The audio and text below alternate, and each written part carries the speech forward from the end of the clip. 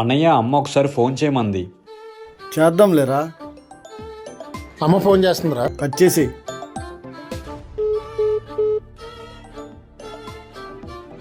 మళ్ళీ అమ్మ చేసిందిరా. ఇదిగో మాట్లాడు, ఏమన్నా అర్జెంట్ ఏమో. అమ్మా నీకు ఎన్నిసార్లు చెప్పానమ్మా, నా ఫ్రెండ్స్తో ఉన్నప్పుడు కాల్ చేయొద్దని చెప్తాను కదా, ఎందుకని అర్థం చేసుకో.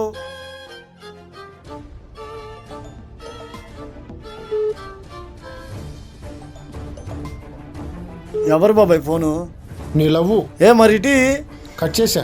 బాబాయ్ నేనంటే అంత ప్రాణమో తెలుసా నా లవ్వుకి, ఫోన్ కట్ చేయడం ఏంటి బాబాయ్? అమ్మకంటే నీకు అమ్మాయి ప్రేమ ఎక్కువైందంటరా. నీకు తెలియకుండా మాట్లాడు మాకు బాబాయ్. ఆ అమ్మాయికి నేనంటే అంత ప్రాణమో తెలుసా? ప్రాణమా? సరే ఇప్పుడే నిరూపిస్తాను చూడు.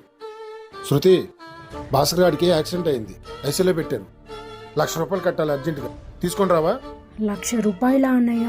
ఇదంతా నా వల్ల కాదు. ఫోన్ కలవట్లేదు, లేకపోతే ఫోన్ ఎత్తట్లేదు, ఏదో ఒకటి చెప్పు అన్నయ్య, సరేనా?